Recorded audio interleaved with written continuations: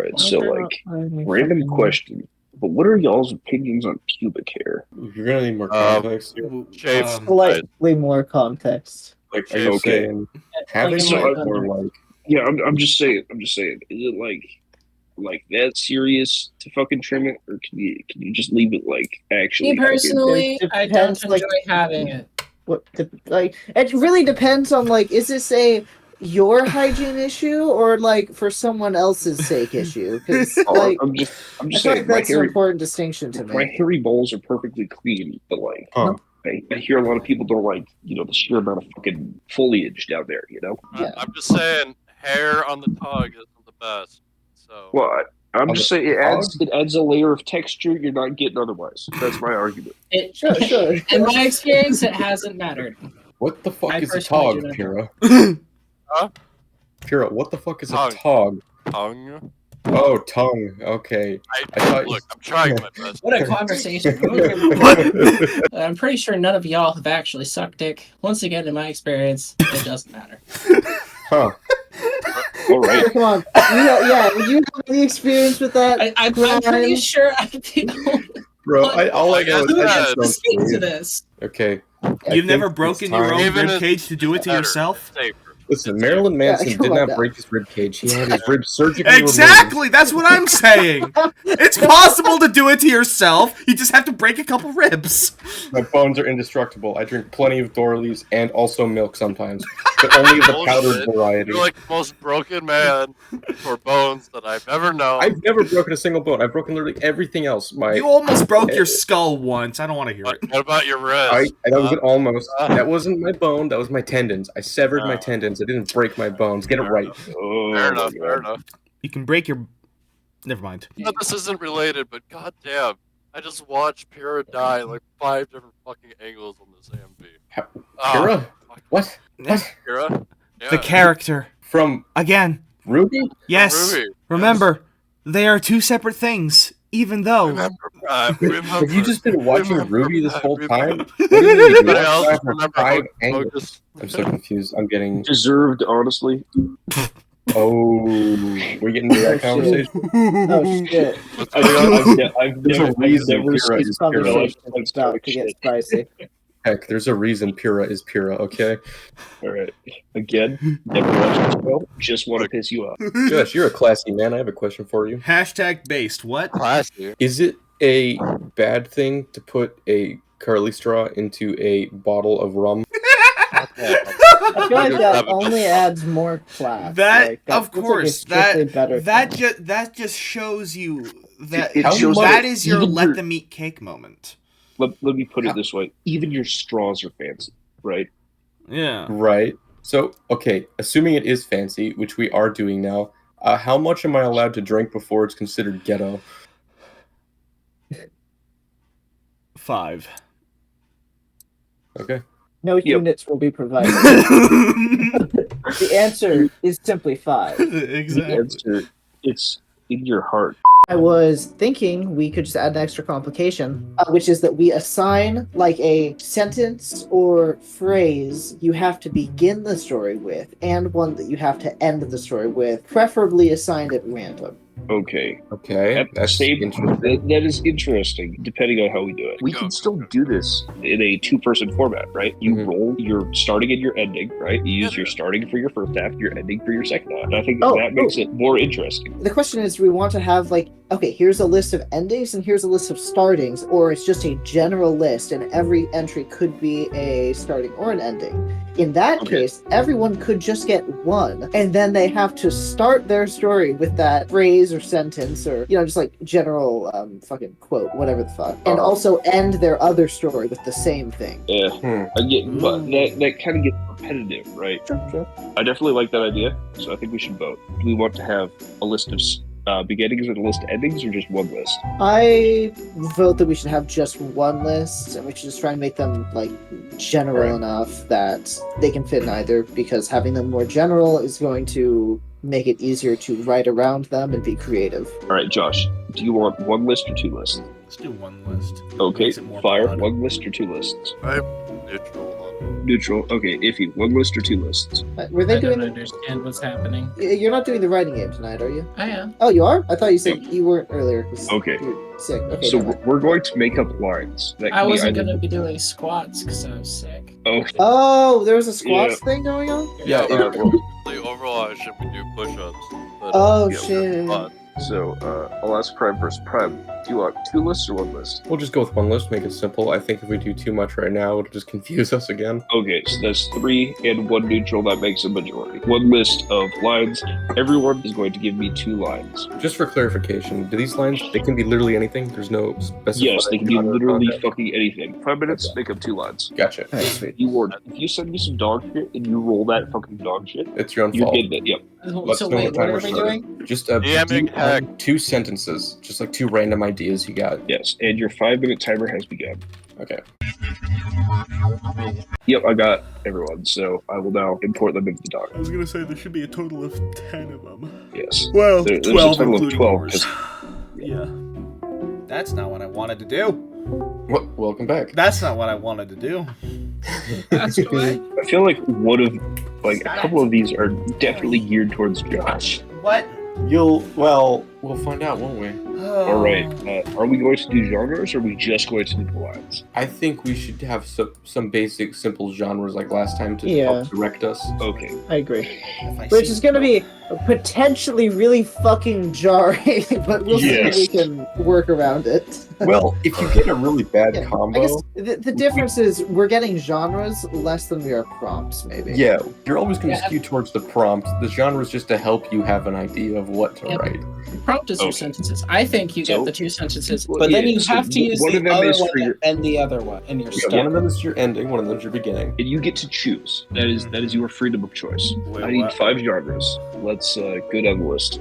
Well, I mean, you got your horror, you got your fantasy, action and romance have to be there because that's always funny. Romance, I feel, has been lacking. So we could exclude that Yeah. if you so desire.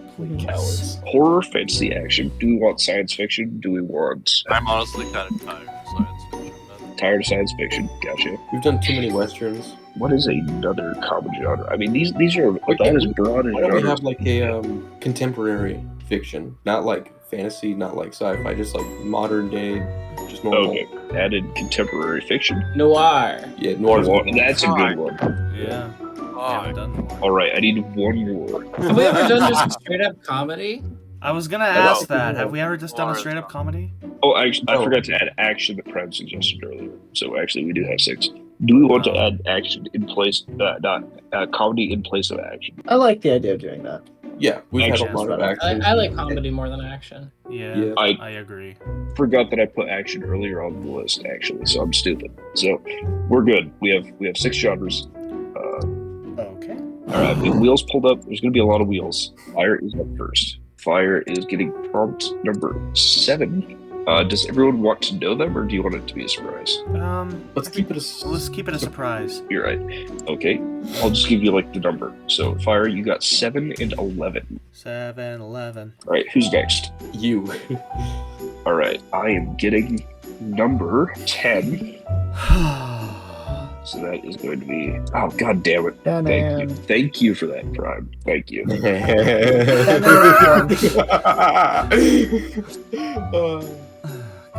Okay, and I am also getting number 3. I just don't want anything that I submitted, just in general. I don't want any of it. I don't want either of my lines. I don't want my genre. Iffy, you're next on the Iffy's chopping next. block. Iffy, you got number 5. We can thank Fire for this one. Iffy, your second one is going to be number. You also get number 12, which is unfortunately one of your own. No! I don't want it. Good. I don't want it. Excellent. Reroll it. Good. No. No. Deserved. Deserve. It's not the feet one, is it? Oh, wait, what? It's the Hold on. foot one. Whoa. Okay, I'll give you a hint. It is Okay, not the fine. foot one because you're going Okay. to see it anyway. It's not the foot Good. one. Who's Thank next? Me. Connor. Connor would be up next. You're gonna rap, boy. You're gonna rap real good. Connor, you got number 6. All right. This is the incomplete one. Number 6. Dude. You are also going to get number 4, which is one of your own. Oh. Yeah, I figured that would not be too big of a deal for you. No, I was trying to just, in case I got one of my own, I didn't want to make it too awful, unlike some people. Yeah. Oh, don't Funny worry. enough. Who's next? It's prime time, but mine are one-way valves. I have ideas for mine. Okay. In that I case, didn't know it was happening when I submitted mine. Not gonna lie. That's Probably fine. Brian, Good your luck to first whoever gets it. is going to be 6. No, wait. You already Yeah, Connor I got forgot 6. to remove that one. That is 9. I'm stupid. Okay. So you got 9. I'm You sorry. already got 6. 9. It's a good movie.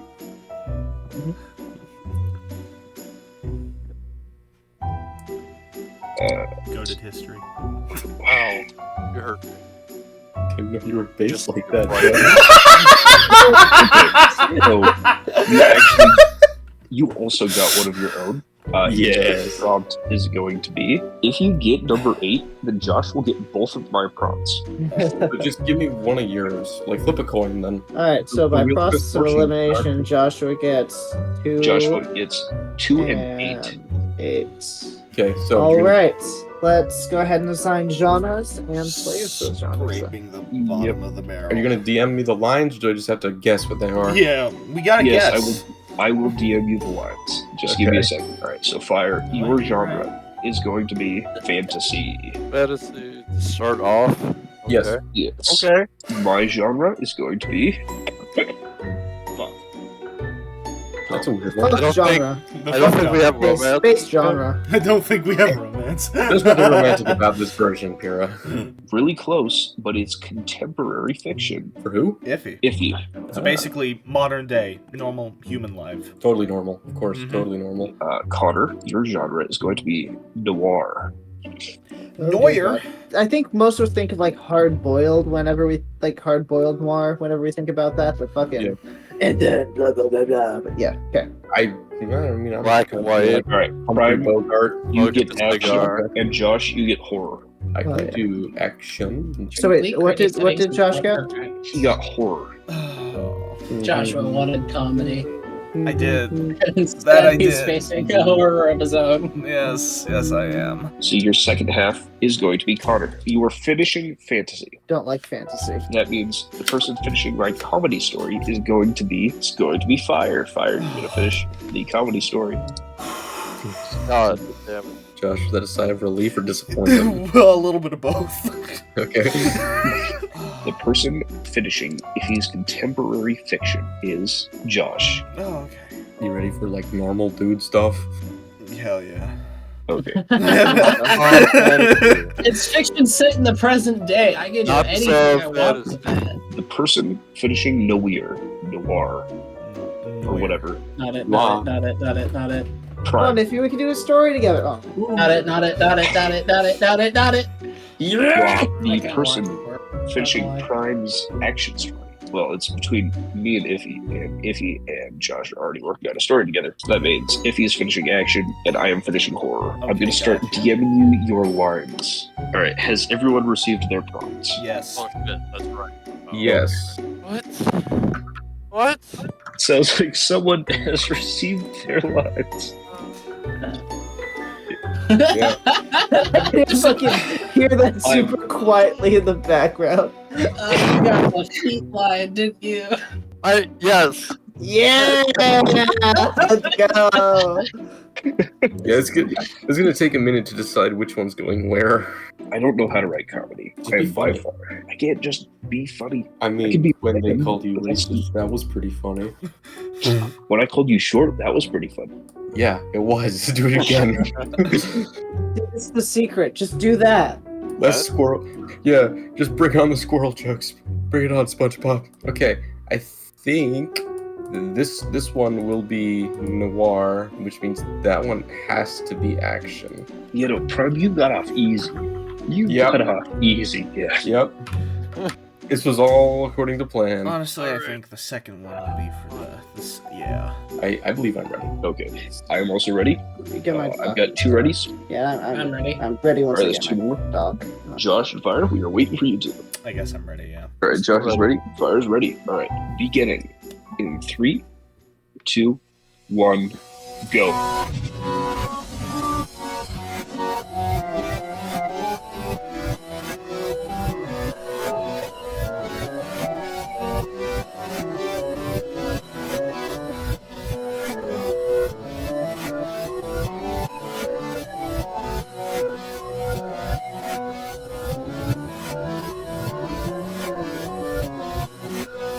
I just need to fix this typo.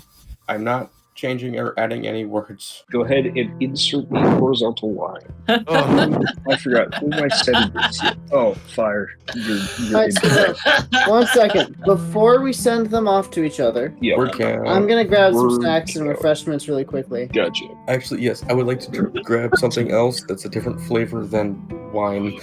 I'll be right back. I only wrote 403 words, Josh, so it'll be okay. Okay. I'm also gonna go grab a refreshment. I have a I major actually headache. had a very low word count this time.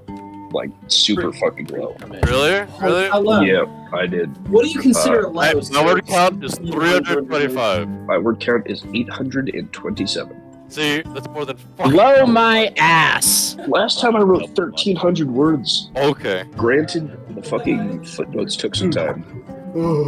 Okay, I'm back. Is Connor back? Okay, he's still getting snacks. Who's still here right now? I am. Okay, cool. Pyrrha, you here? No, Pyrrha went for snacks. Josh also went for snacks. Just you and me. Yeah. All right. It's been a pattern that I've always had the least amount of words, and you've always had the most. So I just want to know your word count. 827. Oh, God damn it. What did you have? 430. It's not really a prompt, these little things, are they? They're kind of just ideas. Yeah, kind of have to visualize what you want from it. Yeah, it's a My bit case, more I effort think than just trying to work out a prompt, isn't it? Yeah. I kind of like this, but I don't think we'll be doing this regularly. I think we'll go back to like the normal one next time. Yeah. I'm so tempted, almost every time we do this, to make like little snide references to past stories that we've done, but I've so far managed to hold myself back. For example, when I was trying to come up with names, I was so tempted to name one of the characters Dev N as a little allusion to how Pyrrha pronounced Steven. Hi Pyrrha, I was just talking about you. Yeah.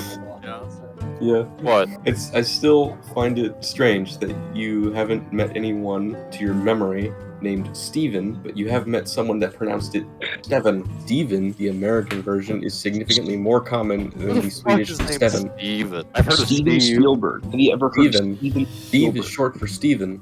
Is that Spielberg? Yes, Yes. Steven. Okay. I didn't know that. Among others. I didn't know that. I need to grab a drink. I'm out of Gotcha, fair. Josh, what did you get for snack?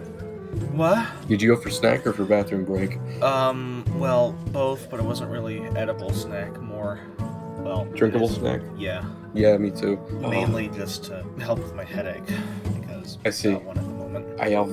But today was a headache day for me too. I actually broke down and had some ibuprofen. Damn. I need to eat some ibuprofen at the moment. Overall, I feel like my horror came out okay. Well, you'll have some strong judges here. Very know, strong I know. opinions. Hey, is everyone back? I'm back. Iffy. highly motivated by my Yes. prompt, and I hope y'all can forgive me for that. What crime? At least a little bit. Oh, I didn't hear you get back. Is everyone here? Sound off. All right. Dondo. Iffy. Fire. Josh, Not hearing Josh. Josh. Oh, There he is. Okay. Everyone is back. Send your prompt to your partner. Prime, me and you keep collaborating. We do. I forgot. Prime. Whether we make a good team or Almost not, I'm not action. sure, but We've made some good The teams. sentence I gave myself was horrible for that. Oh god. What, did you not prepare for action? I regret my life's choices. Oh no. Anyway, Joshua, here's the link. Yeah, who am I sharing this with? yeah, Matthias. what Okay. is my word count? Matthias. Oh, mine was Oh, 430. I hit 642. Damn it, it's always so low. Tell me if you're able to do it or open it at all. I love the typo of yours. Are you able to Curious open mine, about- Joshua? Give me a second. What type? I need access. You need So- access? Okay. While we're doing that, I'm curious. What did There we everyone go. get for snacks? Because I got apple soda. Reload the page. I have Old Panda Express and Monster Energy. Glorious. You know what? Fuck it. Wonderful. I got blueberry some muffin. blackberries I picked up from Winco today and some vanilla rooibos tea. I got some blackberries I stole from Connor. And the Pura has a Blueberry muffin ooh Hell and yeah. water water. and blackberries in the fridge. There's always blackberries up there. That's an Oregon thing. Let's see if Was I it can just access me? your Or, dog because now. after living there for like 3 years, I got so fucking sick of blackberries. You, man. They're so good. Blackberries are fucking delicious. Every time we went outside, we came back in with a handful. I just got so tired of blackberries. I just wanted a raspberry. Oh my Right. god. We gotta read. God damn it. I've already begun. You don't know this shit? Aren't you happy I'm your partner on this one, Joshua? I just took a glance. I just took a fucking glance. Oh god. I'm just We gonna. reconvene in 5 minutes. I agree. Oh no. Holy fuck! Hi, welcome back, Joe. Oh my god! Enjoy. Oh my fucking god! God damn. Oh no. Oh no. Oh no. Oh god! Josh, yours isn't funny, but you did a good job. Oh, thank you. Prime, I'm sorry, but I'm gonna ruin your story. I have to. It's the only thing I can do He's- with the he's- sentence I gave myself. He's definitely. Oh, Wait, no. oh, that's right. What's my sentence? Oh yeah, shit. It works! Holy shits! Okay, no, I can work this. Yes, this is doable. I have a vision. I think I do as well. Matthias, how do you feel about yours? I think Josh gave me a really strong start. I'm really Yeah, excited to finish it. How do you feel about your ending? The way that you have to finish it. Do you think it works well? Okay. It works 100%. I am impressed. I I am so just far. have to so put it sorry. together. I just have to put it together. And if I don't, that is my bad. Oh god. Is that why you're taking so long to read the story? You're just like trying to concentrate on the words and God, there's more? oh, lost my spot again. Well, like I said earlier, I am continuing the theme from last time. Well, who's this fire doing again? Oh, comedy. You always get stuck second half of comedy. Anything comedy. Oh fuck! Oh no. Oh, man. God. I've got a lot of leeway on My this one. God. Have you been reading the Yes. footnotes? Oh, you gave him fucking Oh my footnotes. God. Man. Oh. Oh God. I need bleach. Oh, I'm It's so excited.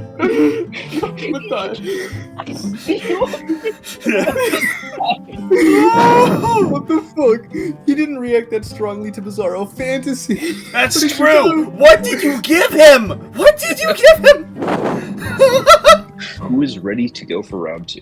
Don't do will it. try. I am. I'll try. Connor's ready. I guess Okay, Connor's Joshua is ready. Joshua's ready. Prime is ready. Fire is ready. Prime's ready. Iffy? I'm ready. Okay. Oh, yes. In 3, 2, 1, begin.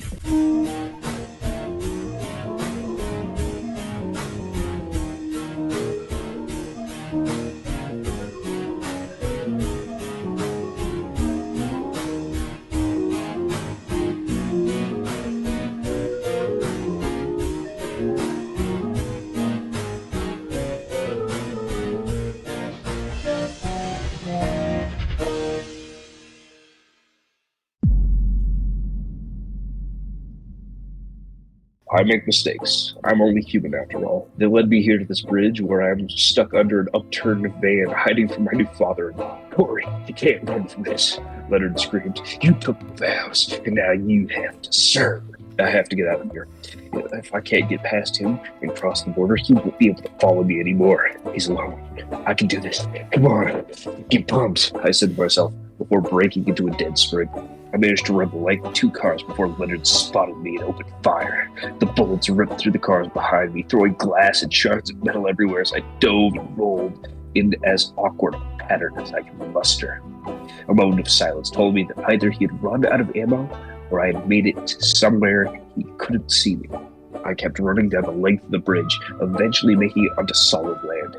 The rumble of an engine startled me into looking back. Of course it was Leonard.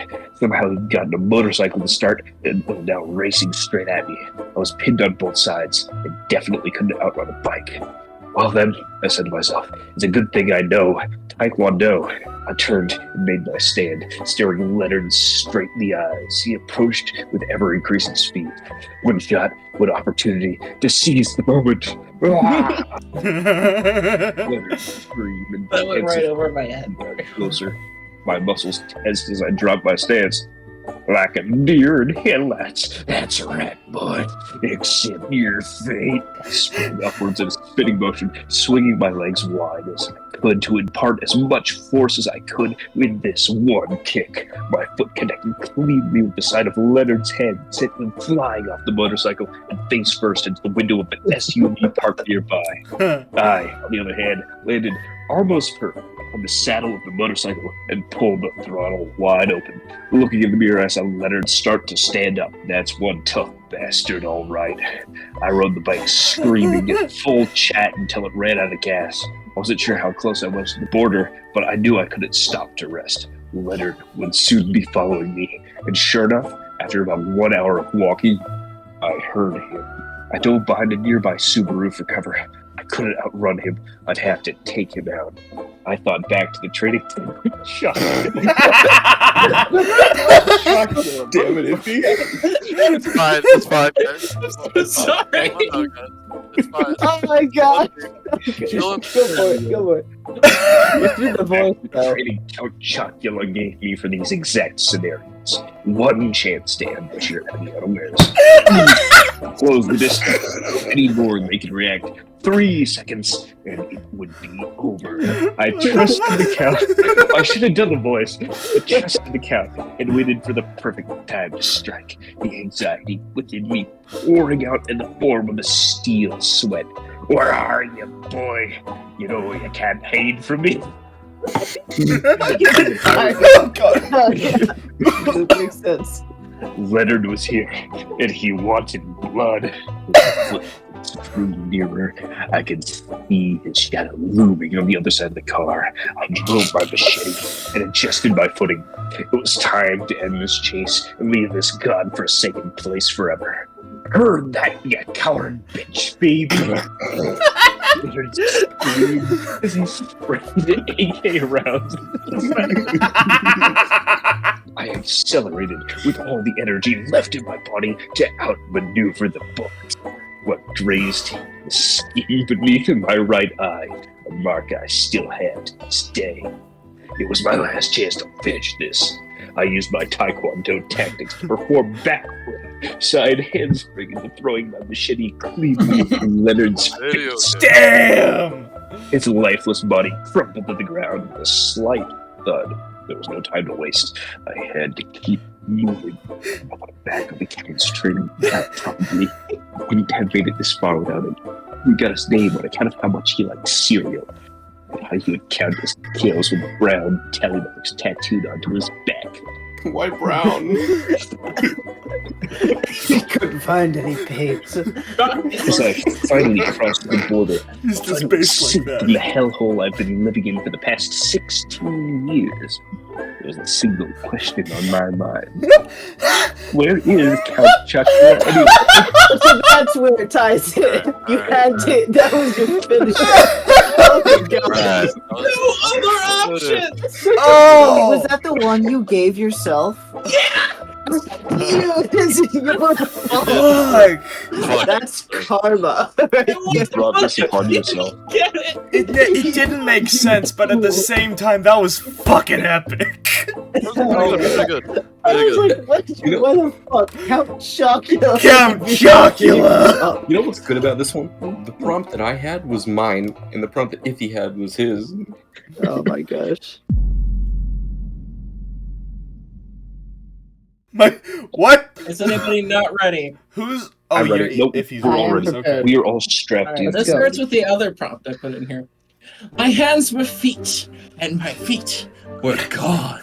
However odd this may seem, it was rather normal for the people of Fist. Legs were simply inferior, and people in the distance passed off to just chop them off from one power. At least that was what my sensei, the 4-footed furball of Fist, had told me this morning after I dropped the obvious question about my condition. He said that if my heart, my balls, and my fists were big enough, that any foe would succumb to my fury foot fist attack.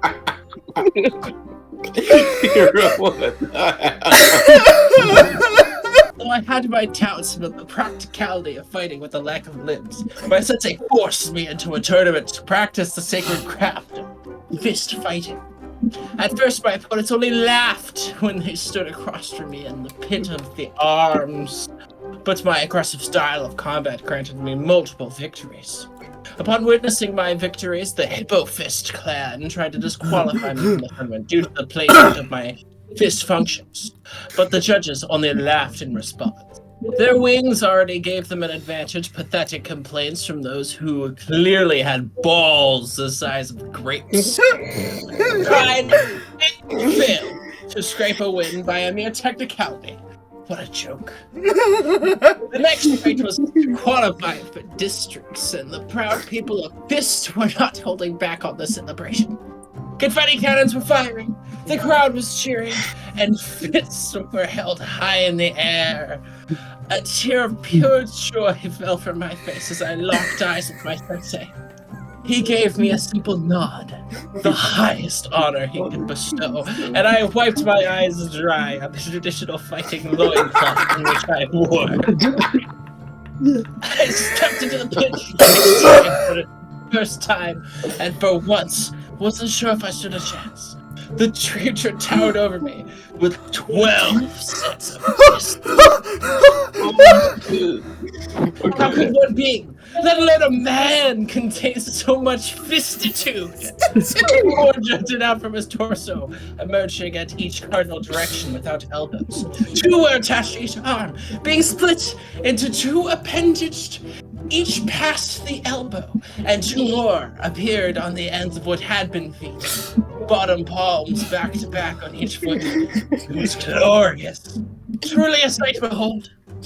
But something tugged at the back of my mind. Something my sensei had mentioned long ago during one of my first lessons after initiation. Strive not for the quantity of fists, but instead strive for the quality. Though my opponent was impressive, he was wasting 4 total fists on locomotion, and 4 good in swing without requiring him to rotate his entire body. Even his classical fists were bruised from banging together constantly. I dashed at him like a bolt of lightning, my hands carrying me across the earth with unnatural haste. He roared, attempting to sunder me with an overhead slam, but I nimbly dodged out of the way, causing him to split fist number 11 open on a rock.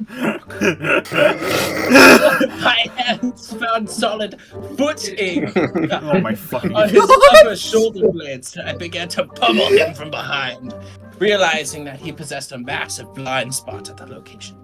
This will be easy, I thought, before I was swiftly humbled and sent sprawling across the arena floor. What? I thought, confused about what hit me, before I saw it. A 13th fist! From below his loincloth almost, a series of several arms, also together at the ends, transitioning to a white-knuckled, massive bloody fist. Matching my sensei, I gave a pleading look for guidance. His face was contorted with this disgust at the abomination that now seemed so massive and invincible. How was any person capable of directing so much motion at once? 12 fists in a truly prehensile fist tail? It charged, and I was forced to jump to the side to avoid being crushed when I recalled a fateful detail. No man was capable of directing that much motion, but several were. This warrior hailed from the Mind Fist clan, all schemers known for their dark magics, including necromancy. The creature's head was too large to be natural, and I realized on the next pass I managed to identify several well-hidden stitches on its cranium. Goading it to charge, I grappled it again at the back of the head, and with the last of my strength dodged before the fist-tail hit me, redirecting the blow to its own head, which promptly exploded, with loosened stitches coming undone and limbs spasming. All control was lost. I was the victor. My clanmates rushed to the stage and carried me high above their heads, all yelling, "First! First! First!" I went cry in a blur. I found myself gazing into the solemn moonlight after the celebration, alone and reflective. I had sacrificed so much for this, including my legs and my livelihood. All for the chance of winning the championships and bringing honor to my clan. This victory was but a stepping stone in the river of time, and I simply hoped that I could avoid slipping as I made the arduous voyage across. The infinite universe stood before me, but would not yield answers as storm clouds gathered on the horizon. That was curious, as storms rarely graced the region, and witnessing one was taken as an omen of greatness. First came the rain. I knew it was all for me. I closed my eyes to bask in the tempest when lightning from the heavens struck. The fuck did he just get? Yes. Did he just get nuked by lightning?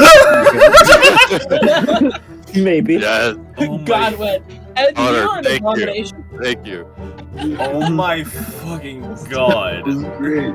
Holy shit. I would not have just... If I'd been given the foot prompt, I would not have been able to come up with this idea. This is glorious. That is Truly. insanely impressive. Who gave me the fucking foot prompt? That was iffy. That was iffy. Count Chocula and the feet fists. So what was it? Did anyone hear what Matthias said before he muted himself? I don't know. Something you guys... Yeah, that's like all I heard too. Yeah. Guess what, motherfuckers? You're on speaker now because my headphones died. So you wanna so keep quiet? do we have to be quieter? Or you should probably turn us down, actually. Yeah, no. So I'm just giving you a warning. But it really doesn't matter because Oh no. Wait. Oh no. it really doesn't. Yeah. You were gonna do anyway. I was about to lightly exhale and wake up your roommate. I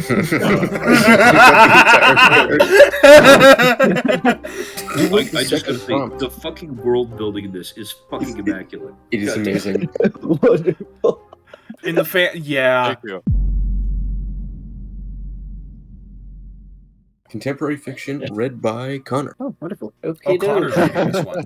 I thought it was fire. Yes. Oh, okay. No, Wrote the thingy. Oh my god. Did you write the Oh, wait first a half minute. of this, Joshua? No. No, I did. Iffy, you did. Iffy No, that did. makes sense. I wrote the second half. I was like, no one else would dare make a Markiplier reference in the first sentence. I'm ready. Okay. Oh, I It's the see second it. She was the wildest, wickedest, weirdest woman to ever walk. Yes! I done seen her crabbing down the street all like Mumford Bumperdink if you ate a Fenny Lace hot dog. Was harder than a witch's tit that past noontime Tuesday, I'll tell you. A fine temperature for a fine lad like myself to stroll down to the store for a nice frosty treat.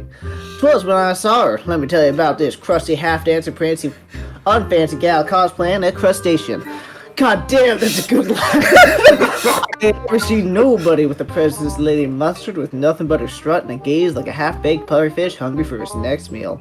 I mean, everybody stopped to see her go. Damn near half the county crashed their newfangled automobiles because they were so damn busy gazing at her. Can't blame them neither. She was really a sight to behold. Not necessarily the one you'd want to, though. Anyways, whilst I was done licking on my frozen treat that I damn near dropped the damn thing because she stopped and started doing the wackiest jig you ever did saw. She went up and down and then left again. Thought she was having a stroke or something till she leaned so far backwards her ponytail top of her head touched the damn ground. Figured she must have been getting possessed by one of them Satan spawns, so just to be safe I done turned heel and speed walked the other way. When she stood back up and charged straight at me, skipping and hollering the whole damn way. Thought to myself, oh hell no. I started skipping and hollering even faster than she was. I thought she'd get scared off, but oh boy, let me tell you, I don't know a thing coming for me. That psycho lass with neon green and yellow pants. Found it with her to start doing cartwheels, chasing around me around the block. Now, I still got my ice cream, mind you, and I was not about to let my hard-earned $1.50 go to waste. No, sir. I got up to one of those automobiles and started doing the crabbing dance. Expected to be dissuaded from continuing to approach me.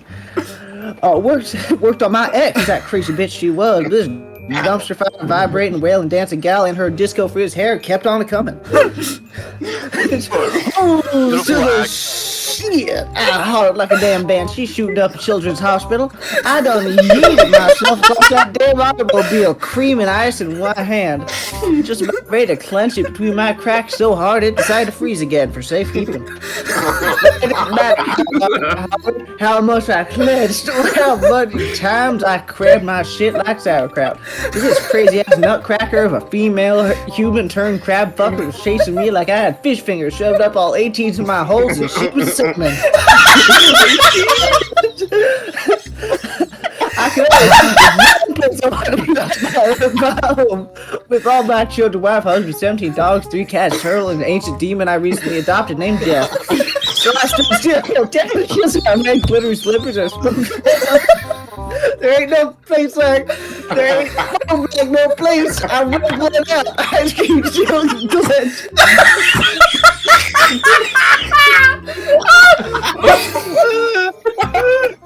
I know that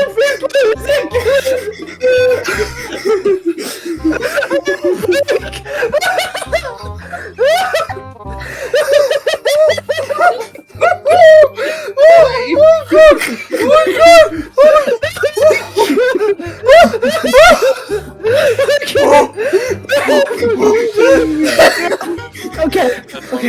They hold back no place. I'm running out. I keep doing that shit. Now that I turned about, that big fucker crab dunker left out. That goddamn fish out that decided it didn't want no cash. No, son, it wanted your life force. And by gone did he. How'd he do? Fuck you, little house on the prairie. I was gonna grab that horse by force. Shit! My stunt double took over and I headed home for pretending I'd be doing that sci-fi alien probe sucked off the sky falling crap. I've been stood in that living room, smartly passed out on the floor for I was home. all me children, wives, and husbands came rushing over, tripping, spitting, Romans 5:7 to 8, and I done did something to annoy the president of Uganda. But man, I just done explained I had run and ran for my life force cause some rabid crab demon was about to get me. Of course, I was planning to over-exaggerate, because I don't really be knowing when I had to read the script, and the events of my life were a bit blurry. I got myself messed up and had realized that my frozen treat didn't melt, thank Jeebus. I knew it was a good idea to install one of them super futuristic ass coolers within my rectum. As, of course, that'd be where my frozen treat had been all this time. Have I lost track of the story? I don't think so. I took a lick and gave the rest of that shit to my partners. Because I knew they'd be wanting it after all that. $1.50 for a frozen treat that can't be beat. That be the size of a quiche peen.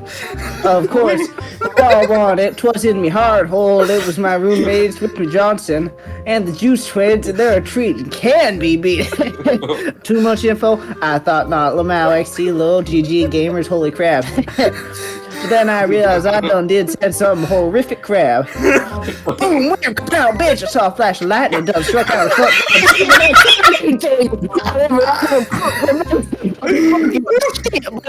She chugged through the front door into that damn backyard and lit the shit on fire. It burned down all of it, nothing but a pile of ash, rubber, and soot.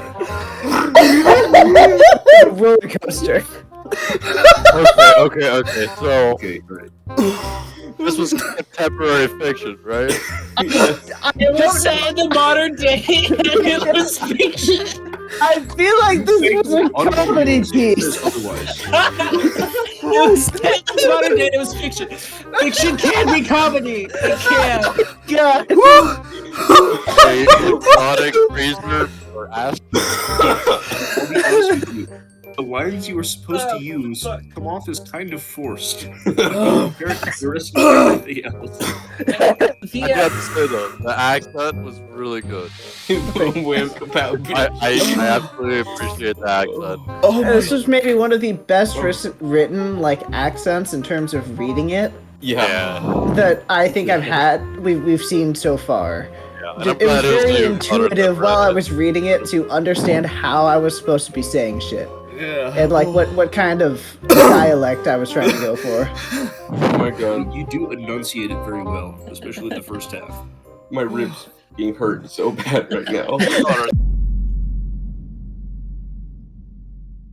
It's my turn to read comedy. Oh my. When you feel the call of nature, there can only be one answer. Henshin! The woodchucks thought they had me surrounded. They swarmed in from all sides, blanketing the slopes of the sunlit glade with the wave of tan and brown shadows, their teeth bared, their feeble claws extended. They descended upon me in a relentless torrent of buck teeth and filthy little squirrel tails. From the ground, more woodchucks appeared, burrowing open beneath my feet. The woodchuck sappers holding miniature spades and homemade picks, surrounded on all fronts, save for the air. My spell worked as magic, transforming me into one of those things those miserable, rodential freaks could never stop. The thundering might of the Boeing AH-64 Apache helicopter. My rotor spun up. The woodchucks were tossed aside by the updraft, and I gained enough lift to safely clear the trees and emerge into open air.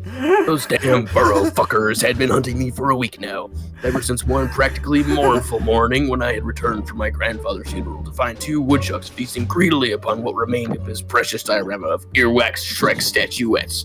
Needless to say, our public relations had never been quite the same. The call of nature, or as it's colloquially known, having to take a shit at the exact wrong moment, was once again an inciting incident in our ongoing war of attrition. I, having to shit at my grandmother's 16th baby shower, and finding the porta potties hauled out to the event severely lacking in quality and breathable atmosphere, decided to brave the backwoods of north-southwest Arkansas to rustle up a good bush with which to conceal my latest massive monster dump. 1. I shall now read section 1. Patent pending. No sooner had I finished my dump when, much to my horror, the bush I had shit under was revealed to be a massive pile of sleeping woodchucks. Present, of course, were the two who had spurned me previously. So, being a man of better judgment and common sense, I decided to dropkick the least shit-covered one as far as I could muster. He flew quite a ways, if I can recall correctly, spiraling in a perfect arc that would make even Tom Brady cry tears of raw and unfettered joy. Alas, the cat I was forced to transform into a Boeing AH-64 Apache helicopter.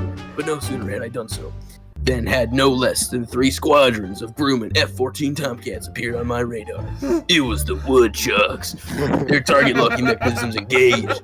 I was forced to make a risky gut-buster maneuver and twist my rigid metallic frame in a complex series of yarns and fables until I melded with the very fabric of Gary himself. Fuck! And fell through time for an indeterminable juncture to appear exactly 3 inches to my left. My risky move paid off. The missiles, 2. These missiles being, of course, AIM-54 Phoenix missiles. Very wildly, of course, and I popped the defensive smoke screen to cover my next transformation.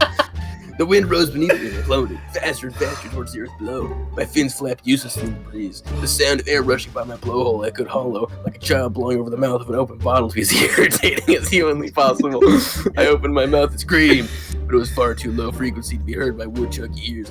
The woodchucks engaged me with their machine guns, laying down a barrage of lead, but none were able to penetrate my thick blubber and stylish towel scarf. I flailed, flapping my tail in a wide arc and smashing several tomcats with a crushing force that only a bold blue whale in his prime can muster. The impact of the ground came as a surprise, and I gasped and my flesh exploded from my bones, which then promptly shattered. It hurt a little more than your aunt's hugs at your late grandfather's funeral, but a little less than Satan eating your balls with a hot cheese grater. With my last dying breath, I was able to vomit out a lump that transformed me back into, albeit with considerably more whale intestines decorating my face and neck. Oh. And yet the woodchucks kept coming. They started chucking themselves at me. I ask you, what do you do if a woodchuck would... What What would you do if a woodchucks, that woodchucks, probably shoot them. But these woodchucks were chucking themselves. That's impossible. But after witnessing it firsthand, it is not a sight that I ever wish to behold again. It was that seemingly impossible facet of the situation that truly curdled the milk in my veins. It still keeps me awake at the dead of night to this very day. Which is fucking impressive, considering I had lots of sleepovers at Michael Jackson's house when I was younger. Correction, it was my Uncle Jeff Epstein's house. Michael was merely in attendance. Ripped out all of my hair and shrieked like a baby, dipped in his brother's blood and pulled my... What? I ripped out all of my hair and shrieked like a baby, dipped in his brother's blood and pulled free my sword. My dick didn't go back. Unlike those woodchucks, I started slashing left, right, a toe there, a tit there. But those gnarly beasts just kept coming. You would think that after the first 40,000, if you would have learned to stay the fuck away. Wait, that's just the bitches that I acquired back home under the dashing name Danny DeVito. 4. I stole his identity, fair and square. Stop trying to sue me, Susan DeVito. These are just some dumb, tree-gnawing, mother didn't love them, beady-eyed tree fuckers. 5. No, I don't have mom issues. You do. The grand battle was far from over, as in the distance 420 Grumman F-14 Tomcats approached. A threatening sight if ever I did see one. If I had known it was a mating season, I would have brought a camera to share with the boys over a cold, hard drink. No, a whole damn studio if I had the time. The woodchucks were disposed of in my current position, which gave me enough time to really breathe in the shithole I made. I sneezed violently, though my body ached, and I longed to engage the sweet embrace of my anime pillow. I knew what I must do. It wasn't doing a massive doo-doo this time. With the powers bestowed upon me by the great war priest Matthias, in the name of keeping the edge, I became my most powerful transformation. Patent pending on keeping the edge. I became the epiphany of a swirling swordfish tornado. As they descended and the sky opened up in a wonderful splash of misty watercolors. Oh my gosh.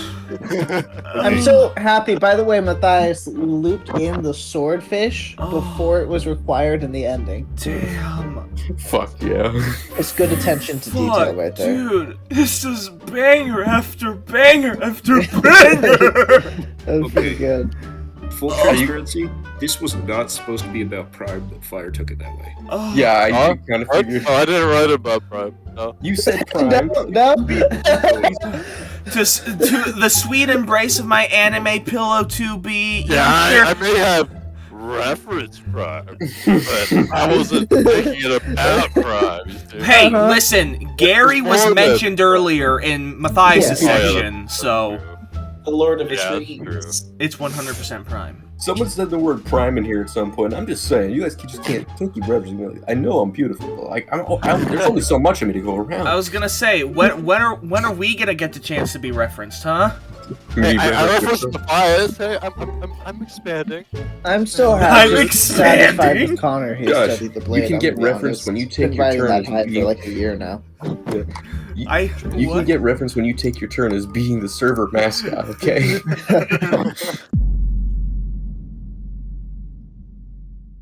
You guys ready to have a complete genre shift? Comedy, like, yeah, 3 comedy. Arguably comedy stories in a row to something that's hopefully not. I'm the only one that knows where this is going, and Prime, no, you didn't. You didn't do it again. Prime, no, not again. Listen here. If this is like anything, it's like sci-fi romance. Okay. Oh, server man. Prime. Okay, you know, maybe I could see it. I'm just curious to see. I'm not gonna read ahead. I will experience it in real time as Joshua does. Alright, I am back. Who changed my name? It was you Josh. did. It was you. You did when you said that. Ah, damn it. Yeah, I don't have powers to change your name. This is your server. Oh shit, you right? Oh. Alright. We're not the fish. That's right. This is the. Okay. So it was Iffy. Don't out me like that. I mean, it was me. I mean, it was Connor. It was Connor. Oh, Condor. Yes, me, who is Connor. he definitely is a moderator. Yes, we're in the fishbowl, didn't you know? Yeah, damn bird. you right. All right, so, anyway. Fire, you said you were back? Yeah, I'm back. Okay. All right, perfect. Josh, it's time. Yes. Okay. You better get the voice right for this one. Yeah, I'm just saying. I will do my best. I woke, sweat fresh upon my brow, and the knowledge of memories forgotten. Funny, I hadn't thought memories tasted like brandy aged 12 hours out the bottle. It was sweet in a bitter way, like the city outside, drenched in the blood and odor of 100 million people, perps and politicians all mixed up together.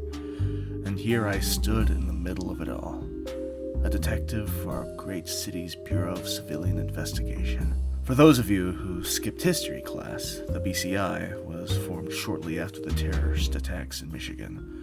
A series of bombings and shootings that left the city on fire and families broken. Tensions had boiled over after Mayo Fatso McFucked the working class. Why that, dude? God fucking damn it. Come on, keep the serious tone. Yes. Had revoked what was left of workers' protections and left the corporate sharks to feed as they wished.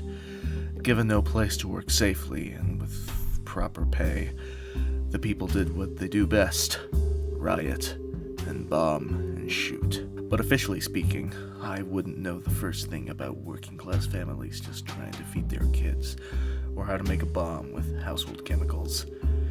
You see, I'm the guy that finds those people and makes them disappear. My radio and paperwork makes them go away in real life, and the brandy finishes them off in my head. Sometimes, though, memories don't go easily into that dark night. Sometimes they worm their ways into whatever head cavities your older siblings gave you, and bubbles up and chum to the surface when you least expect it. Like Susie Smith, poor girl. Try as hard as I can, she always finds her way back to me, back into my memory. It was a normal day in the office, or so I thought. Gladys had just handed me my perp list for the day, a page or two of perps to be who, for one reason or another, had ran afoul of our sweet old Uncle Sam.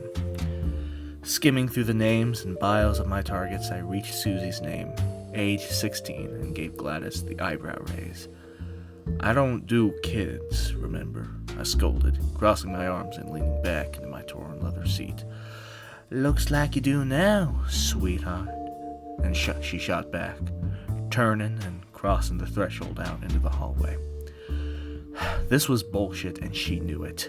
The goddamn Prev Care department was supposed to take the adolescent cases. They at least gave the kids a chance before hauling 78% of them to the slammer on trumped-up charges of domestic terrorism and treason. It was better than the 97% success rate my boss so cheekily espoused every building huddle. Either someone wanted this girl gone for good, or there had been a mistake.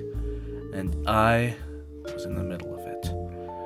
Trying to buck a case was how you ended up on a intra-depot squads list, and they never, ever failed a case. At the very least, she was at the end of my list for the day, and so I left in the squad car and started the patrol. Somehow the city was mistier than usual this morning, even the normal smog becoming so dense that more than once I nearly hit a picket line or a homeless camp spilling into the streets.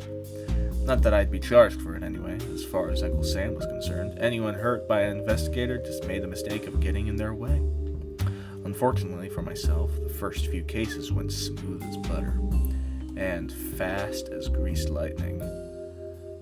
I caught the first target at home, and walkied the boys in blue to come and grab him there. A few at work, and at least 2 in hiding. Johnny Crench, in particular, thought he was clever hiding in the sewers. I remember the stink to this day when they hauled him out feet first.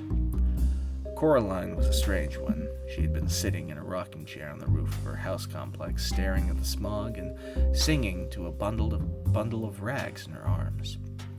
I couldn't bring myself to unravel the bundle after they hauled her off. Not after seeing how viciously she fought to keep it. The line of names in my head goes on as far as I can remember, and further still. But those were the easy jobs. Those were the ones they wanted alive. Susie isn't on that list. They put her on the other one. That job started on a dark day, one where the smog and acid rain blotted out what little was left of the sun and plunged the city into a darkness so deep it penetrated your very bones. I felt the chill deeply, and I saw it even clearer as my breath crystallized while I stood outside the door to the orphanage where Susie lived. Apparently, she had been left here when she was 5 or 6. The records in places like this were never a real priority. Never mind that, I said to myself. The faster this gets done, the faster it gets forgotten. I pushed the heavy mahogany door open and drew my pistol. A bolt of lightning flashed somewhere behind me and illuminated the corridor in front. There she was, standing in the middle of the hallway, dressed in the same clothes that I had seen her in her mugshot on the perp list. I walked towards her and stopped a few feet shy of where she stood, my hand fidgeting with the pistol it held. It listened as she spoke. A few only, and with barely a crack in her voice. She was a brave one, Susie, smart and well-spoken. She tried to appeal to my humanity, quivering as she did so. She couldn't, no matter how bad I wanted her to. I wanted to tell her this was the only way to spare her the pain of the slave camps, or the re-education centers, or God forbid, the reclamation factory. But she wouldn't understand. None of them ever even believed me. I did what I could for her and made it quick and clean. At least she wouldn't suffer. Susie was the first child on that darker list, and she wouldn't be the last. They came from all walks of life, but they all had one thing in common. They got given the easy way out. Most days it's the brandy that's the only thing keeping me from adding my own name to that list. But if I did, then I would be damning every other would-be perp whose unlucky name came across my desk to a fate worse than death or the hell I live in now. It makes me feel so alone. If Misery was a woman, we would have been married a long time ago. Hey, that was pretty Good job continuing that, Prime. Very nice. good. You turned up the dystopian factor that I was going for. I appreciate that. That was fucking awesome. I wouldn't call it awesome. Did you ever read Prime? Did you ever read the book Unwind? No. No? Okay. Dude, seriously, absolutely awesome. Spot on Great for the genre. use. Well done. Yes. Great use of Thank that you. line. Thank you. Holy shit. Yeah, no, that was a fantastic fucking If ending line. Misery That was worked a out woman, so we well. would have been married a long time ago. That's That was my line, by the way. Don't be to brag. Don't be to brag. That was a good Yeah, I line, figured. good line. That was amazing. Was everyone ready? Set? Mhm. I'm not ready. I'm joking. Okay.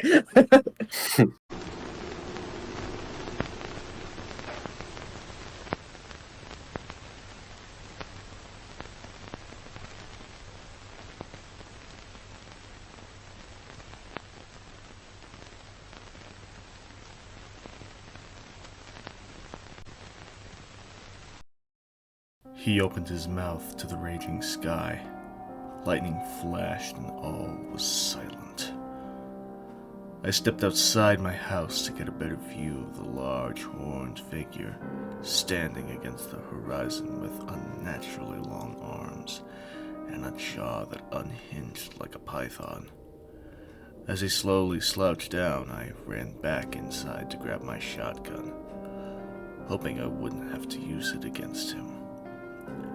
I rummaged through the gun safe, looking for more ammo as I periodically checked outside my window, and each time he moved, I heard a faint crack, like bone being shattered and torn apart. As I load the gun, I peer my head outside the front door to see if he was still just standing there. He was. I didn't know if he was waiting for something, someone, or if he knew I was watching him from afar, waiting for me to make the first move or panic. But I couldn't make a single mistake, or I'd probably end up like him. I looked outside, and he was gone, as if he were never there. As I noticed, I realized that the wind had slowed down and the trees were not blowing as fiercely as they were before. The tall, grassy fields felt as though they were windy yet glued still at the same time. Time felt frozen. I could feel my heartbeat begin to grow faster. The lightning subsided and the entire ranch had come to a standstill. I began to walk slowly out the front door, incredibly aware of my surroundings as my footsteps grew louder and louder with each light step I took. I walked down the stairs of the porch, shotgun in hand, ready for him to pounce at me, run toward me, or whatever he had planned or not planned. I didn't know what he was anymore, or even if he knew what he had become. As I slowly trekked down the gravel path away from the house, I slowly realized what a horrible mistake I had made. Leaving myself out in the open. No protection, no cover, just myself and a shotgun. I looked around and the wind began to quiet down, becoming suppressed by total, utter silence. I couldn't hear my boots against the gravel. My own heartbeat had ceased, and the trees had stopped dancing. "John!" I heard a voice break the silence from behind me as I swung around and shot at it. The blast was piercing, and I looked down at the gravel in horror. I screamed.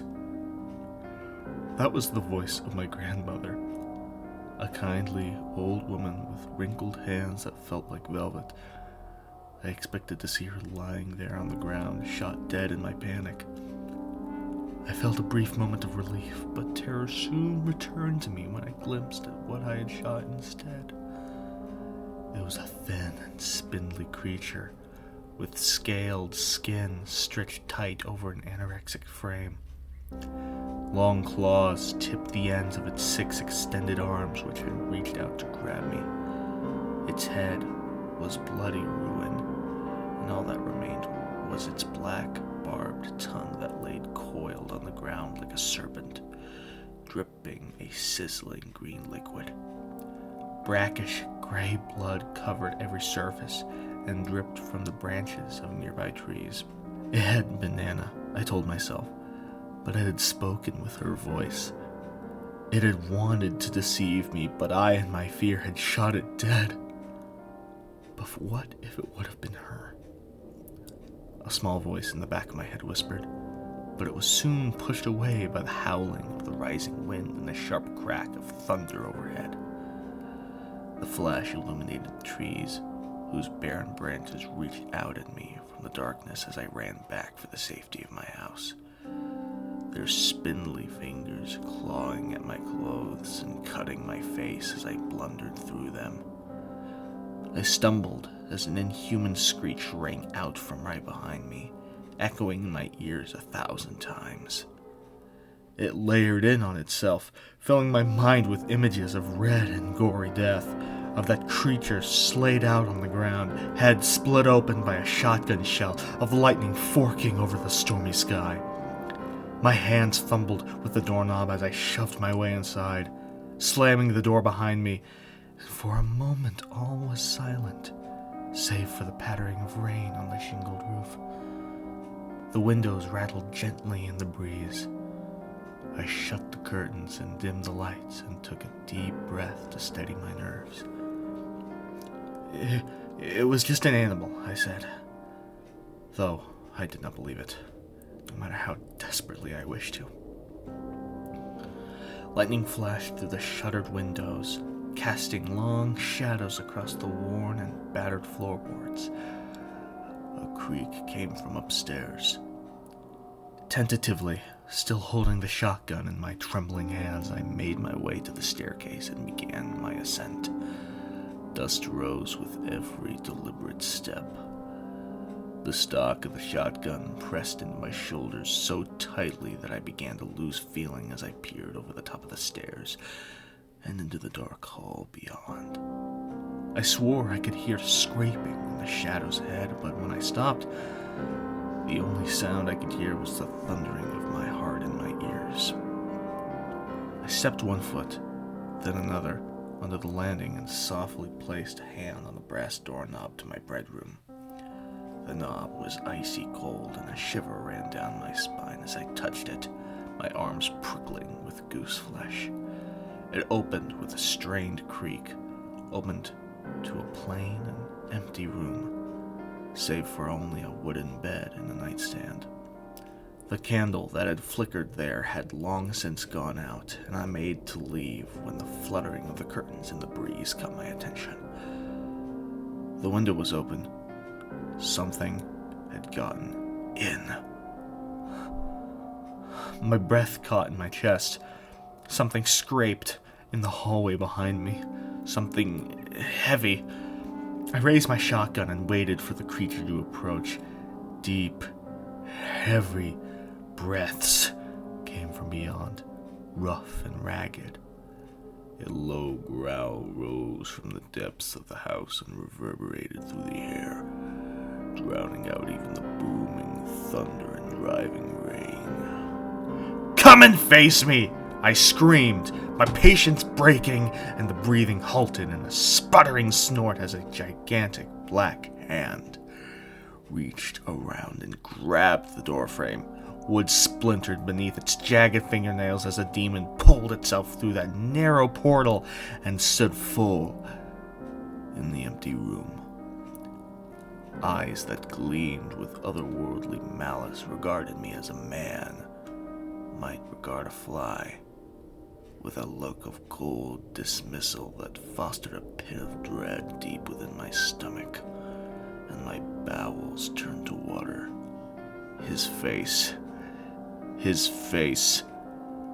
that was the worst, for it was as if every depiction of the devil had been formed and reformed in its cavernous surface, a canvas of red clay dotted with 1,000 eyes and orifices, ridges and valleys with gleaming white teeth and tusks, and mounted above it was a ring of black, cold iron.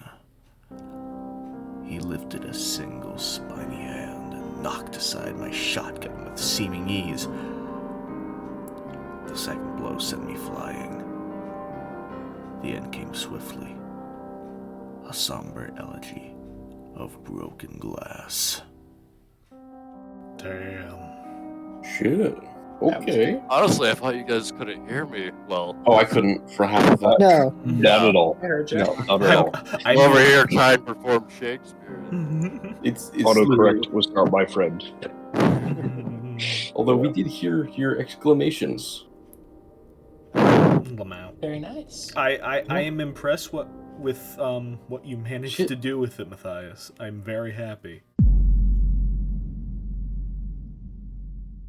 It's time Let's to do vote. this. So Yes. we're going to be rating each of the 3 stories that you didn't. It should be 3. Or 2, Four. 4 stories. Sorry.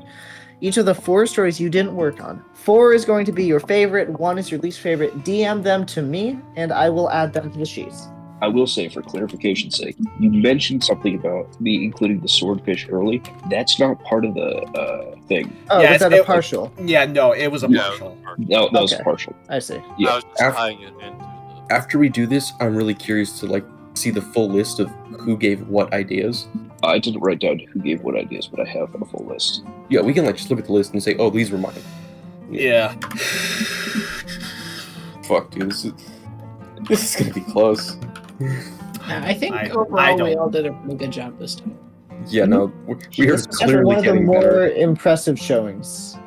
Use dashes instead of dots, or just use spaces. Discord will auto-format into a numbered list otherwise. What the? Who? What does that sound? I don't know what that was either, and it's a little freaky, I'll be honest. Oh, that was my bed. Oh. Oh.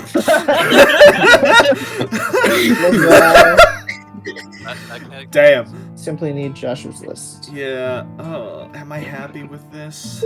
Well, you better be. Joshua, are you happy with this? The answer is yes. Give it. Oh. Yeah.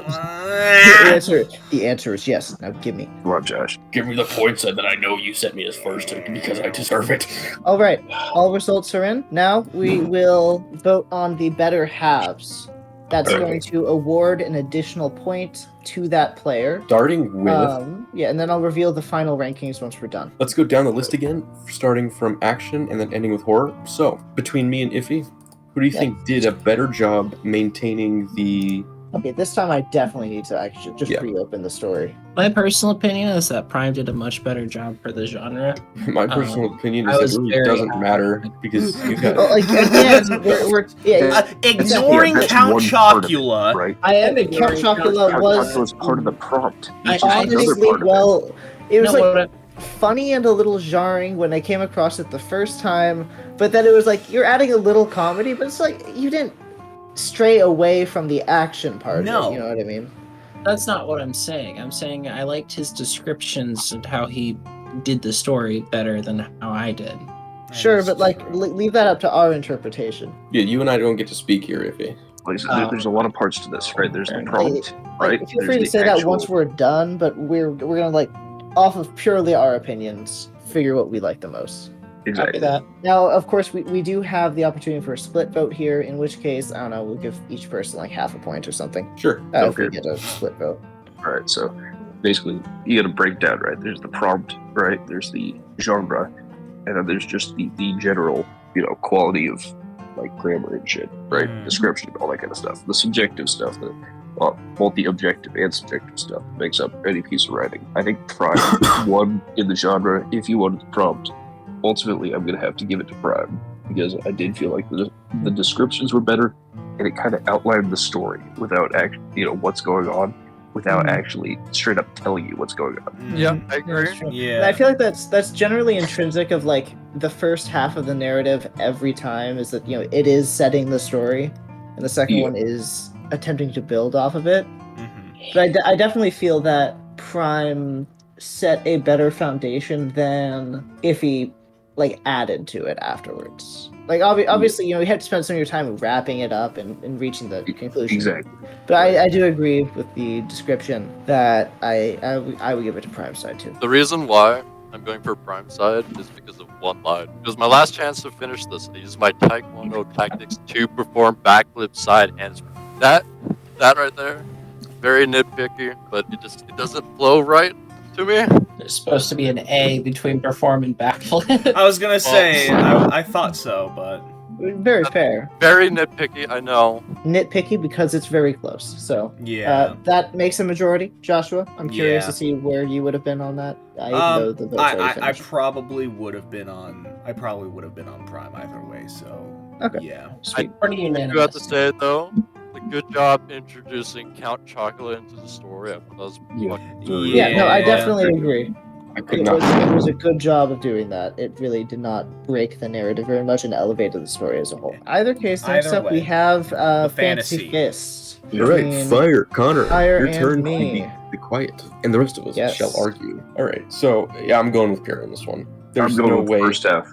Yeah, there's no way. Yeah, that much detail and world building off the cuff of nothing from my hands were feet and my feet are gone. How do you get to this from that? There's no context. There is absolutely none, and you built it from like a band-aid and a stick. It is so good. You know what it made me think of? It made me think of how in Elden Ring, how everything is like different arms and limbs like grafted onto the monsters and the bosses. Sure. That's what it's making me think of. It's it's Elden Ring with karate.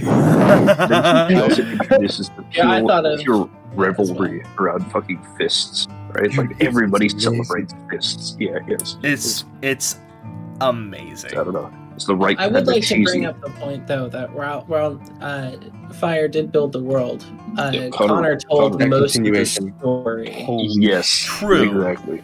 It again. This is a really close one. It is again the prompt is exactly what fucking sells it here. Because there was no prompt, Pura just pulled the shit out of his ass, that's the reason why I have to give it to Pura, because despite Connor's perfect interpretation of a story from that world building, Yes, he wouldn't have gotten there without the world building. Exactly. 100%. Yeah. This is kind of like the opposite of the last one, right? Where it's the fucking prompt that absolutely fucking sells it, Yeah. right? Final vote. Alrighty. Seems pretty unanimous. Mm-hmm. That is a vote to Fire for that one. Next up Okay. is our contemporary fiction. Iffy and Which Josh we- wrote this. Yes. Yes.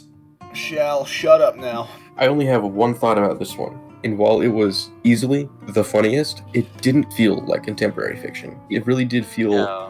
a lot like Bizarro Fantasy, which, I mean, most of us, Pura, do enjoy here.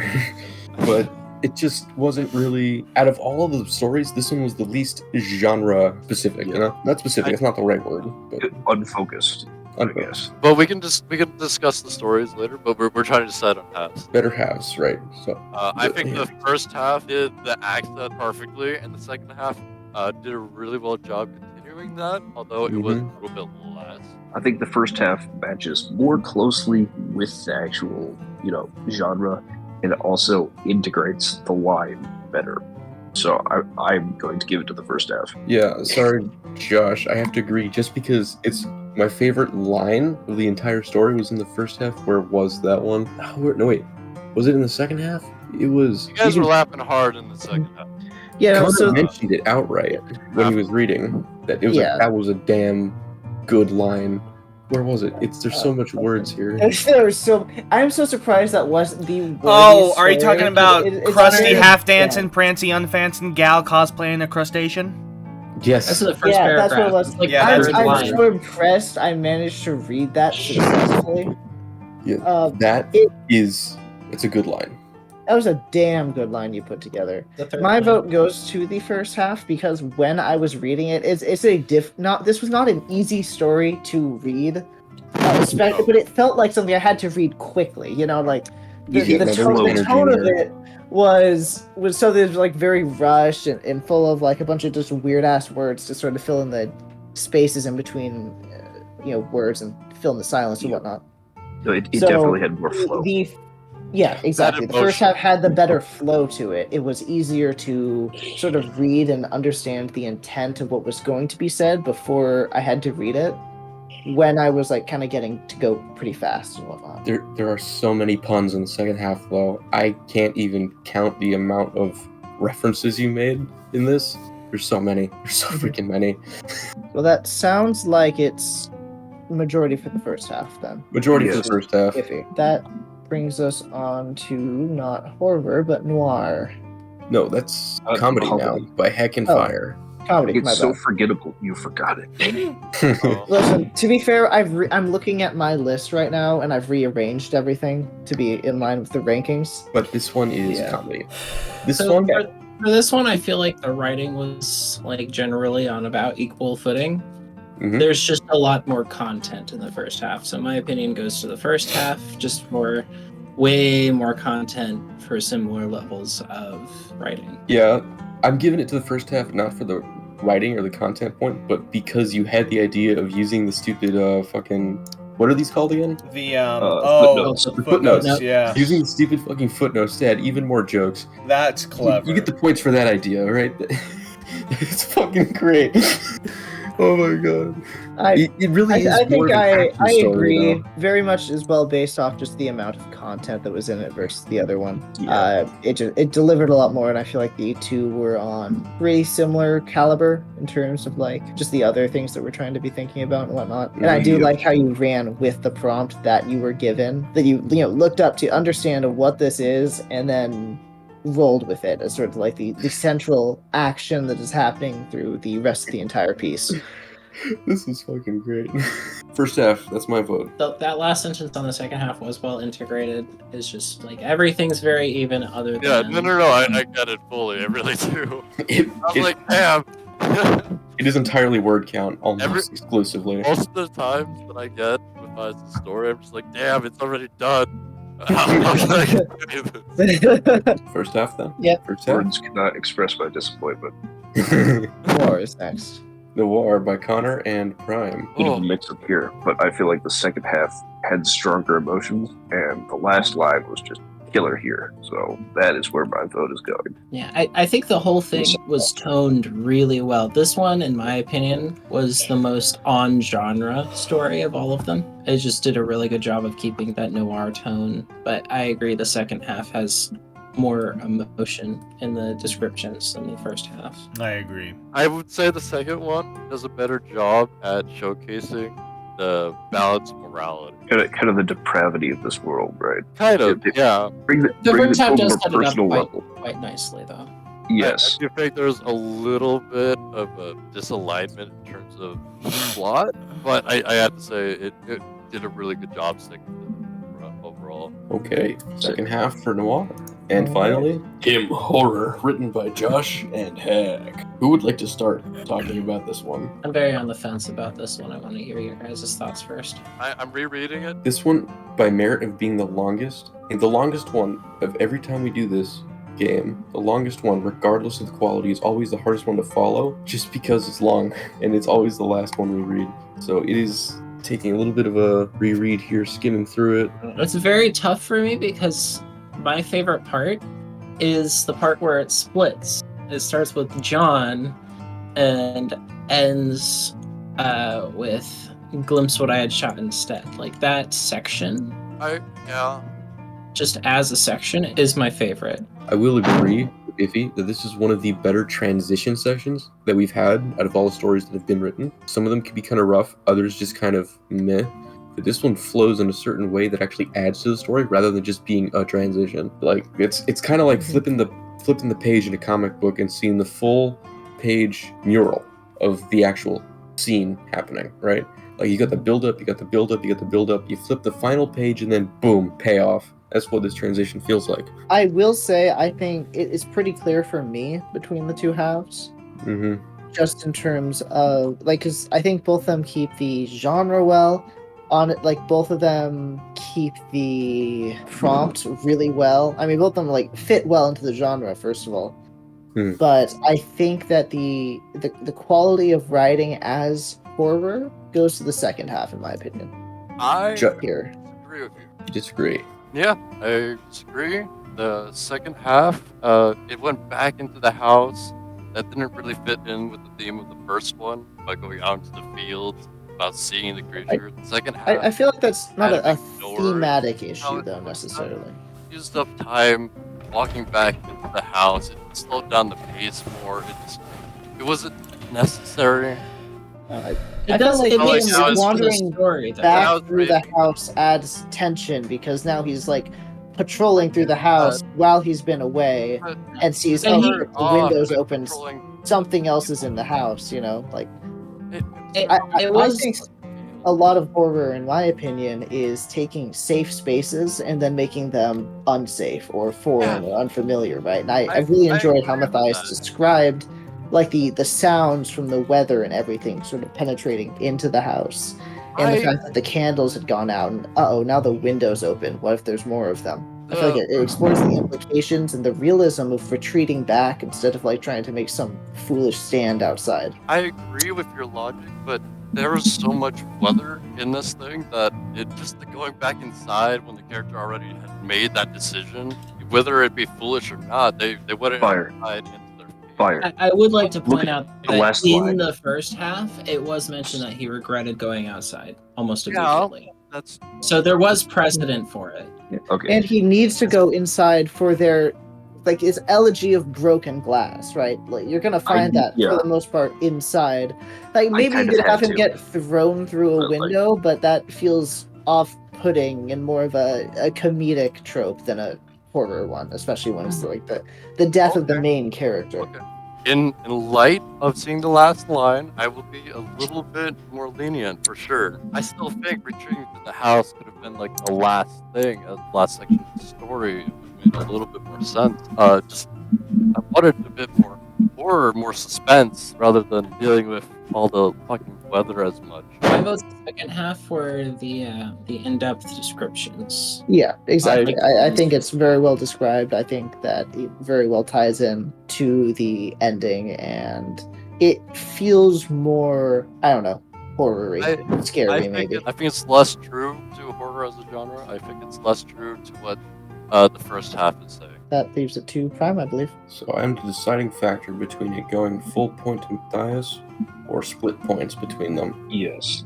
I have a couple thoughts in my head. One, I have a slight inkling to agree with Pura on the fact that the second half feels slightly more like a suspenseful thing rather than a horror thing, because of the face-to-face interaction with the creature and how it feels like it's taking its time with the guy, right? Just kind of tormenting him, which in itself is a very clearly a style of horror. It's written in a way that feels more like a suspense action, like a climactic action scene in the horror movie, right? More of a Technically, it is. thriller-esque moment. Yeah, thriller, like Halloween or Nightmare on Elm Street, which makes sense because it's the second half and it's the ending. The first half does pretty good in the atmosphere, and the consistency of the theme of weather, nature being an adversary here, and leans less into the monster because it doesn't even talk about the monster until it introduces it at the very end of the first half. So all the horror comes from the tension and the atmosphere of the story, which is where I personally am a bit biased towards preference-wise. If you can get the atmosphere to be the primary, essentially, villain of a horror story, then I'm sold, right? And I think, in my own personal preference, Josh did a better job of that this time, and then threw in a surprise monster at the end without making it too jarring. That introduction of it was... Oh, wait. I will point out the second line. It wasn't Oh, Josh the that added in the monster. The snake. It makes it clear in the Yeah, second line yeah. that In the it is second a half that it is a monster monster. outside. There's Yes. something fucking Your going points on. are still Right. valid. It's just Yeah, that it's still what you're it's just- factually saying is What I'm incorrect. saying is wrong because that's a good fucking transition again, and it's hard to separate first and second halves around it. Oh, damn. I would be down to give him the split point this time, just because it's obviously very close. This is the hardest one to decide from because you got the damn good atmospheric horror in the first half, and you got the damn good actual monster horror thriller in the second half. They're two different kinds of horror. It's just up to preference which one you like more at this point. And I personally prefer the atmospheric kind better, so I have to give first half my point, which gives us a split vote. which is Which gives us 0.5. the first half points in the history of the writing game. Whoa. Yes. Alrighty. Damn good Wonderful. job. Give me just a moment to finish tallying everything up now that we're done voting. On an unrelated note, Turned I'm the the wrong only person who did not receive any bonus points. Did everybody seriously get bonus points this time? Except for me. Oh, Oof. Your writing was still good. It's No, I'm not solid. saying it wasn't. I just find it funny. Again, like a big part of this for me is seeing how everyone voted, because I like seeing like Josh, right? He always has like vastly different opinions from everyone else, right? I would be very intrigued to see how people voted on the stories Okay, themselves. I will add that onto the thing. Oh, oh, Give me that's just true. a You second. don't know how we voted. We don't really know where we're placed yet, do we? Alright, You give me get bonus just a points. second to format this. I think that this will confirm it once I see it, but I suspect that Matthias and I have essentially voted the same because we tend to have the same taste in media. Okay. Everything is organized by the order of who won. We have recorded who voted for everything. Okay. And let me try not to delete it, and instead don't do take that. a screenshot. I cannot wait to Bottom of and the we barrel. vindicate gotta Bottom of the barrel. discuss why we voted I the am vote. at the bottom of the barrel. All right, It's less of a discussion, here more we of an are, explanation. the final rankings. Oh. So at the top we have me and Prime tied at 11 points. Then Fire at 7. Matthias and Joshua tying at 6.5, and Iffy on bottom with 6. The top story was Noir at 14. After that was fantasy at 13, then horror and action tying at 10 points, C fiction at 7 points, and then comedy at 5 points. Exactly. You can You see all the should have put votes at the bottom. all should have put comedy at the bottom. They Absolutely. did. Listen, you can see that in fact Prime thought it was pretty good. You still did put it in last place. I mean, Oh, those are where the you worked okay, you those worked are your where the points hardest, are. right? Actually, no, it's To you're to- on it. do with that what you could. It was my fault for not being able to fucking. Now I disagree. Not being able to fuck. Like, we all awarded you the half on that. We voted but- to give you the half between them. Like, don't But just only say because it's of- your fault. But only because of content. I Yeah, always that's write the what, most. it's writing. That's what matters. Yeah, it's a story. Yeah, it's like, Content. Matthias, your story was pretty good. if Your you're saying that it's personal- your fault because you did too good of a job, I'm sorry, but I don't follow your logic. I just No, I didn't do good though. It was bad. It I was just think the person fucking like it was temporary fiction. It was more true to its theme. Yeah, that's the reason why I think it lower was because it wasn't on topic. On And genre. I was not ranking contemporary fiction for the funniness. It was damn funny. I Yeah. also just felt like I was really impressed by how the accent was written. I was really impressed with how well the lines flowed in Despite the several difficulty. different spots of it. Yeah. And just like how they sounded good to say and sound- rhythmic and rhyming almost, you know what I mean? I was just really impressed by the quality of the writing, even if it really wasn't in keeping with the genre, and I thought that I elevated couldn't it in that believe case. That story was told in person by Foghorn Leghorn. Yeah, right? exactly right. Yeah. And that's why I ended up rating it at it. Surprised, Josh, because I know your personal taste in media does not exactly cover the type of genre noir is, so I'm surprised you put that first. Well, Like- yeah, I really don't know how to describe it. I was very moved by it. It was very impressive the way, because, up until that point, it had just been, laughter after laughter after laughter. So I was Right. like, it was very, it was a change of pace that I was honestly expecting to turn out to be, just another comedy, and it impressed me so much that I was just like, God damn. It was refreshing how True. depressing It it w- was. It was The refreshing one black that- mark. Too. Yeah. the one black mark on it. Is that film makes me like doing it in class. Iffy, that's the worst. That's the worst, but it was depressing. It was refreshing how depressing it was. That's What? kind of based. Based depression. Based depression. Grace contemplating suicide, but Oh. using alcoholism to not kill yourself. Well, you're doing terrible, terrible work, but telling yourself you're doing it the best of everyone. Yeah. Like, I don't want to send anyone to a goddamn slave camp, so I'm gonna kill them instead. It's better to just shoot them now, so they don't get That sent is- to the reclamation factory where they get. that, What ripped the apart fuck and is a turned into reclamation factory? Here's so I the thought best you were part about making that. like That is a genuine fucking position to take. No. yeah, Yeah. no. It Absolutely. is, No, yeah. that's why it works. It Because it's a worked fucked position because there's no good options. Noir, and I hadn't intended that to be the angle when I was writing it. I had intended it to be like just more of a basic, oh, I don't want to do this thing, but I'm just trying to survive in this world, and I actually have a job unlike so many other people. Yes, What this is the way I'm providing for myself, and I have to do it. But I really like the angle that you decided to take it, Well, which was noir is supposed to be dark, right? That's the entire no, point absolutely. Like So, I was thing trying I to make figured- it, dark, but you Yeah. just changed the focus of the conflict away from I'm doing what I have to survive into being I hate what I am doing, but it is a mercy on the people around me. It, And I the entire really appreciate that. the thing that you got me thinking about from your half of the story, which actually let me do this, was that you put into my head the idea of the best of the worst, right? Or no, the lesser of two evils. That was a specific phrase that popped into my head as I was reading your thing, your first half, and it's like, okay, let's roll with it. Contemporary fiction. What really threw me off wasn't the humor. I thought the humor was good. It was a good element to the story. It was the fact that they're having older automobiles, and then the tone shift was pretty drastic for me. like they were still doing like normal-ish things in the first one. Like, yes, a little bit crazy for sure, but sticking an ice cream in your ass cheeks after they were just holding it in their hands, that's not normal.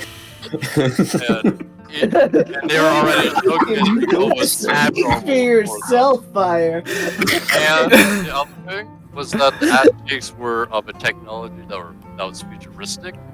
That really was a downside for me. I really thought it didn't do well. No, I really love the in-depth discussion of which elements are unrealistic. I mean, like, that is true. As funny as it is, the combination of having refrigeration in your ass cheeks with newfangled automobiles really sets it in a undeterminate era that has not existed.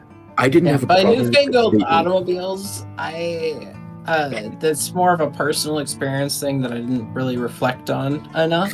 Because I hear people say it all the time, referring to cars newer than 2010. Sure, but the rest of us, I think, hear that and think, "Oh, automobiles have just been invented," Exactly. Which is entirely fair, 100% fair. I think the lack of modern day references is definitely a very good critique of this story for the genre. Back to the ass fridge for 1 second. Yeah, the important part of the story. I'm just so surprised that you ranked it so high. I'm just like, Here's another thing. I took a different interpretation of the ass fridge than you did, because when he first referenced it, I forget who it was when they said it, but what I understood was, okay, here it is. Now I still got my ice cream, mind you, and I was not about to let my hard-earned $1.50 go to waste. No, sir. So I done got up on one of them automobiles and started doing the crab. And where was it? He said that he squeezes his ass cheeks so hard that it actually compresses it into freezing again.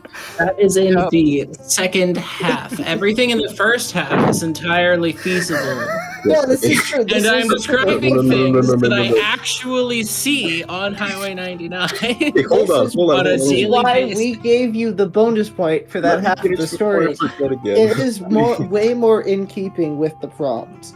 Let me finish before I forget again. So when he said that, I thought, oh yes. So the refrozen ice cream in his ass is not because of a newfangled technology. That's just a joke that he's making of his inhuman ability to compress his ass cheeks like Patrick Starr after using his iron butt.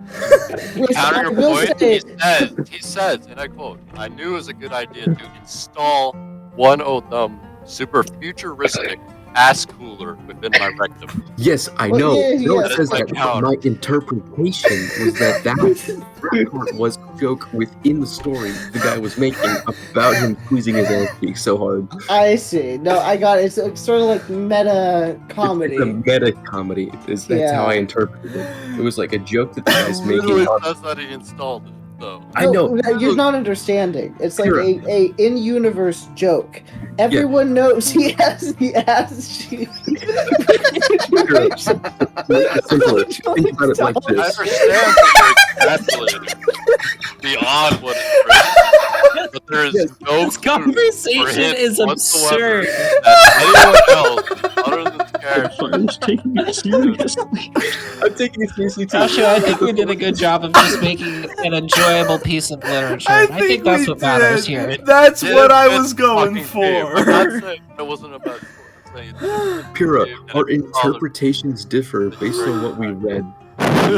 When you chose to take the literal comment by the character herself, I chose to take as the one thing the character said that the character did not take seriously. The character meant this particular line as a joke. The world is so absurd that everything else the character says is just how he thinks, talks, speaks, and acts, right? This one thing I interpreted. Wow, this woman that created the scenario and how they reacted was to meet crazy with crazy, which can't be a reasonable thing. I don't know. When you said wildest, wickedest, weirdest woman to ever walk, I immediately thought of all of the hopped up fools I see on Which brings us to our next topic of our lines. Our lines. So let's start at the top with Heck. If Misery was a woman, we would have been married a long time ago. Fucking brilliant. Thank you for giving me that. You gave me 3 points because you can't put that in there. And then he opened his mouth to the raging sky, lightning flashed, and all of a sudden, which is a wonderful horror opener. It really set the tone. It's a fucking miracle. Both of yours got so well placed. Yeah, the only thing I would have changed about the horror is that I would not have described the monster as well as I did.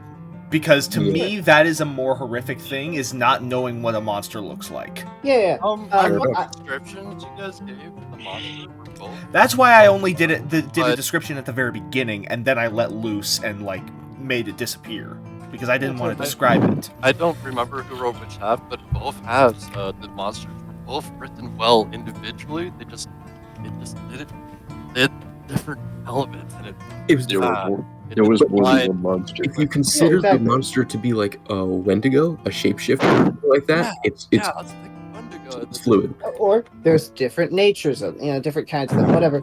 In either case, we've had plenty of conversation about the quality of the stories. Now we're talking about signs. I've got to say, I'm curious, let's just look at Matthias's here. How did you come up with that? I think that, well, I mean, what I kind of want to look at is how adaptable do we think the lines that we gave are, right? Because obviously, if Misery was a woman who would have been married a long time ago, is very well placed in the noir narrative. But how well would it have worked if it had to be in comedy?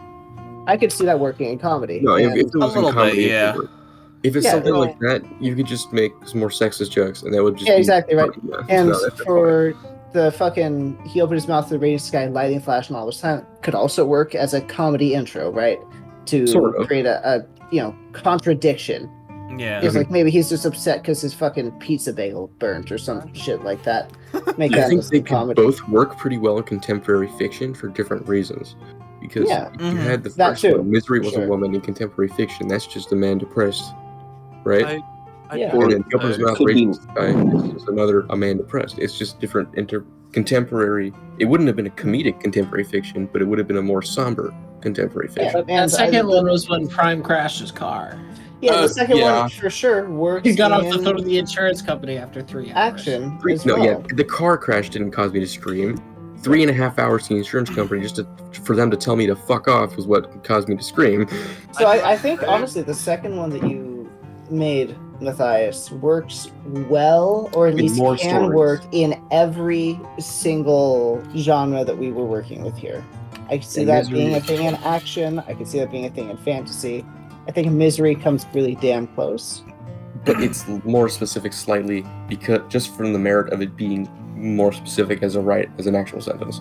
And then let's look at mine. The end came swiftly, a somber elegy of broken glass, which was the end of horror. I think the only other one this could really work in is action, right? Action, maybe fantasy, depending on the tone of the fantasy. I think it could work in a lot of these, but it would work in all of them. It really would. Ties it to a prop. I think it could work in all these, but it ties it to a prop. Well, that is true. Maybe except comedy, right? Tone's a little somber, so maybe not. Yeah. That's why I think it only really works in action, because you have to be a specific type of fantasy or a specific type of comedy for it to work. But it's just an action prompt, straight up. Like you could easily work that in, regardless of it. That's action. Yeah, it definitely fares best in either horror or action, for sure. Right. And then I woke, sweat fresh upon my brow, and the knowledge of memories forgotten. I feel like that works well in... That could be a horror. Maybe, that works well in horror. It could be a good intro for comedy. It's a specific type of comedy then, and I think if it's too specific, it doesn't really work for the genre as a whole, Yours were a bit more specific in your wording, but that's because of the tonality. The end, somber. I should have used less adjectives, probably, to describe it. But then again, without the adjectives... I don't know, the broken glass. The broken glass is fine. I'm talking the end and somber is what really kind of specializes it towards horror and action. Yeah, and just the language using elegy and whatnot, really, it's a specific tonality to it. So on to Fires. She was the wickedest, wickedest, weirdest woman to ever walk. I really liked it. That's a fantasy line. That's a comedy line. Definitely and it works pretty good better at the start fiction. or the end. Yeah. I don't think it works in noir. It's too flamboyant. Yeah. I don't Yeah. think it works in horror. It's too upbeat, and I don't think it works For in sure. action. It's too upbeat or like It's flamboyant, right? out of the whole action. Unless the I action could is see it based working. upon that woman, it To is be like honest, I did could make be it worked with into action, in but it's mind. not as strong in action. Right. But that one is definitely more of a fantasy, contemporary, or comedy Yeah. setup, right? Almost more of a romance prompt than anything else. A damn good That- That romance. would that would be a too. good romance prompt, yeah. Right. Then we have It could when kind of work lightning as from the as a heavens. western as well. It might work as I a don't like this one just because of the formatting, and I think we've gone over Yeah. that. Right? We've Yeah, gone over the yeah. fact that we don't want partials. We want. a I full gave it sentence. so that you could have something go before it. Well, yeah, I just would have preferred No. to have that was when the lightning struck. Like if it was That would have been an ender, clearly. You can't do that at the beginning. you can could do do that. that at the You could do that at the beginning. You said beginning. that was when the Absolutely. lightning struck. The storm had arrived 3 days prior and hadn't ceased for 6 days after. Whatever. Blah blah blah. The town like a dark cloud simmering in the Which then works in something like horror because now there's a storm, and once again we have nature as the adversary. It works in fantasy because maybe it's unnatural or magical or something. It works I like as the something more idea, grounded it's as a purely the thematic formatting. component. For me. Here's my one issue with it, because as a line, it works good. It gives you energy, it gives you atmosphere, it gives you everything. But for the purposes of this exercise, the writing game, you were trying to make it easier for us, and I think that that's the wrong thing to do. Because we're trying to get better, you should make it harder, make it weirder, Fair enough. force us to adapt. Fair I mean, at the same time, we do want prompts that can generate good pieces of writing. Which Like does my the hands harm. and feet, and my feet were gone. We'll get there. We'll get to that. We'll get there. We'll I get have there. some things to say about Iffy's pieces. On that topic, I'm getting some water. Pyrrha, you were being too nice, is what I'm saying. That is fair, Chris. It's a good line. I think you could have made it better by really hammering on what you wanted to hear from them. Now on to Josh's. And the sky opened up in a wonderful splash of misty watercolors. It's pretty. That line, I like it. That's a good line. Definitely feels much more like an ender than an opener, though. Just because of the word "and." Yeah. Yeah. I think Yeah. if it didn't have the word, if it was just the sky, because then that is a little harder to work with. But yeah, I think "and" definitely centers it to the end very strongly. Yes. This was the one I told Fire he could remove and from the beginning of and still use. Mhm. Just in case he wanted to use it as a beginning. And he then did not do that. He And it worked just he fine. He put it at the end. baked it into another Mm. sentence. I think this one works in just about any. This one Maybe is not general- Fantasy works. No, it action works. 100% it works in horror. No, yeah, I would the comedy was I would end a horror story with that line. 100%. Oh, that's Easy. Oh, that's fair. That is the But most. I do it think is- Wonderful makes that harder though. No, it doesn't make it harder to use it in anything because it's just wonderful. Is just saying that the splash of misty watercolors was so. It was wonderful I to suppose sing Water it. Killed movies. It doesn't say. Okay. Imagine a story from the perspective of Demon, right? And it ends with Yeah, him like yeah. gutting a guy, right? Yeah. Phil, Okay, I get it. Wonderful flash of misty watercolors, Yeah. It's a difference of perspective. That is the most generalized and- line we've had. Probably the bullet point. Anyway. In Alright, now- contrast with the generalization of Josh's first, this one is Mhm. very specific to genre. Yeah, This one exactly. almost has to be horror or action. Almost nothing That's- else. That Could is be very true. could be fantasy. Tragedy? Could be fantasy. And it Tragedy would work. Would be contemporary fiction if it's Oh, like a 100%. darker narrative. That's the thing. It has to be a darker narrative, even Yeah. contemporary fiction, so it doesn't quite work as a And it general contemporary. really doesn't work very well in comedy. It doesn't work And almost again, at all. It's Comedy. completely Dark tonality wrong. Again, tying it to a certain prompt. Not a lot of room for interpretation. I mean, there's still a lot, but not as much as some of the others. Yes. So Josh has got a very large gap between extremely broad That is options another and very great specific. point of interpretation that we haven't Yeah. been discussing too much so far. Yeah. Which I think Misty Watercolors is wonderful, just like you brought up. Yeah, Misty the Watercolors interpretation, the could be literally a spray of blood, or it could be fucking bubbles, Rainbow. shit like that. And that's kind of what we're just going for here. Like, the easier you can interpret it in different lights, the better a prompt it is, because you can write different stories based on it. Coming to primes, I feel like you have one of the best and one of the worst, and I think it's pretty obvious which is Yes. which. The one that you didn't get was good because you didn't have to use it, and the one that you did get sucks because I forced you to use it. Yeah, Right. that was I really like that I make mistakes. I'm only human after all. That could be. That's The very easily. only critique I have for I make mistakes, I'm only human after all, is that given given the format that we had, we don't know what we're picking a thing. It's like, okay, I know this is going to be good for starting the story, but you don't know that the other thing is going to be good at ending the other story. You know what genre it's going to be, but not how it's written. And if that is written in third person, now you're forced to do a shift to first person to make I make mistakes. I'm only human after all. Yeah. Yes. That's my only critique, which is that it forces a first person perspective, and you're not guaranteed to have that if this is an ender. I didn't slap some quotation marks on it. Unless a character is speaking, but that does open the Sure. It's true. It works good as an opener, and it definitely works good as an ender, especially for like comedy or something. I could see that a little bit. It could be a good opener for horror. It definitely lends itself as an opener in most situations, I think. Yeah, but it definitely works as a very good ender in comedy. And then the other one, of course, the other one is way too fucking specific. Nature, the other one is yeah, that one it works in comedy. There's not too much to discuss about it beyond that. Yeah, that was too specific. Imagine if you got stuck with that for Noir. Yeah, damn it. I'm so happy that didn't happen. Imagine getting stuck between this and Count Chocula for Noir. the Noir narrative is finding Count Chocula, who's missing, and clearly the only answer to find him is Henshin. So my hands were feet and my feet were gone. Yeah, this is I would say is a awful prompt, and I'm not sure what to use this in. Comedy, I guess, about the same as Henshin, but this one worked so well in the story that was given, which I think is more a credit to the writing of the story. You had to build the story around the prompt entirely. Yes, I did build it around the prompt entirely. I was like, so it worked out. It was creative and interesting as a result, and so in that way, it's a good prompt because it's challenging. But it would have been nice to see a more interpretable one. I mean, it is extremely interpretable.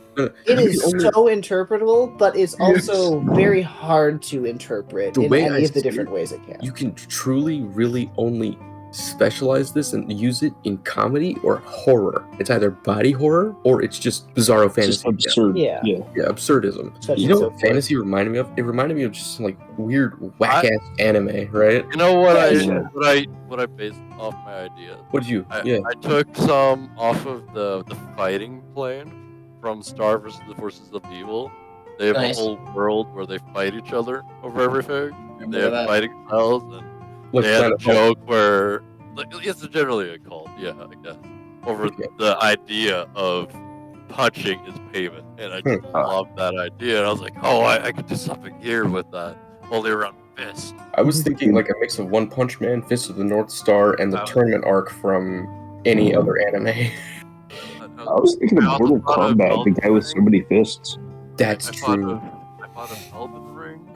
Elden Ring? I was like, okay, that's a little weird. It's a fantasy genre. Fantasy. It is definitely fantasy. And I was like, all right, I'll throw in some elements of that and the idea of the enemies in which you're fighting. Because it's a little bit odd being so underpowered and fighting fucking gods, essentially. Yeah. I was thinking Hubert. That didn't come across at all. I love the fucking difference between imagining this is one of the inspirations, and then fucking this guy.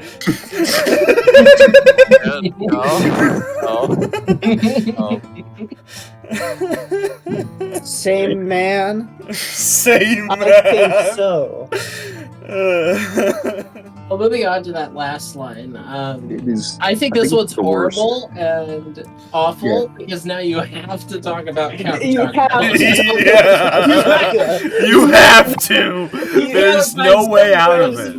No way to interpret this other than Count Chocula either exists in this world or you are in an era to talk about the cereal. In which case, contemporary fiction actually lends itself to that a little bit, but it's really hard to fit that into the start or ending. It's just a millennial reference at that point. Exactly, like you could make contemporary to fucking when Count Chocula was popular, but The only way like I can see it fitting in any other way is like, you know, it's probably like a parent and their like younger child, and it's like one of those things where they're probably like Count Chocula was on Sesame Street, right? No. Count Chocula is a cereal. It's a cereal mascot. Oh, Or the count is who you're thinking of. oh, you right. Okay. Well, either way, I was thinking like, you They know, look like the same character though. that's probably what's throwing me off. 'Cause But they're either both way, like fucking vampires. yeah, because what I was thinking is like it's like a child and obviously their parent, yeah, and it's like the parent is like, you know, well actually that doesn't work either because of the word anyway. You know what? Never mind. Anyway breaks my whole theory. Yeah, anyway too is very much of a transitionary word, which means you have to put it at the end more or less, and even then like shaping it's a difficult. Yeah. This one is, let's put it this way. I will say you can definitely tell that I didn't understand what's going on, and I was just told, "Hey, give Matthias 2 sentences," because those are literally just the 2 first That's sentences true. that popped in my head. So let's put Nobody it this told me way. what was happening because I was AFK and I came back and I was told to give him sentences. Let's put it this way. It's a damn good thing you got Count Chocula. Otherwise, you would have been burned at the stake. Alright, well now that I realize I sent that gif of fucking Godric and Qbert at 4:20 a.m. Yes. Nice. I'm gonna go the fuck to bed. Yep, I agree. It's been a wonderful time. I agree. Yeah, Karate Kid works. Yeah, at this point, I don't care if I'm still sick in 4 hours, which I definitely will be because I am right now. I'm not going to work. Yep, definitely. Wow. Alright, everyone. You get a choice. Yeah. Have a good night, everyone. Good. Talk to you later. Honestly, Enjoy your morning. Great session today. Have a good morning, everyone. Good morning. No. Yeah. Oh. 5 fucking hours. Time really flies when we do this. Even though we spent arguably an hour, maybe an hour and a half writing.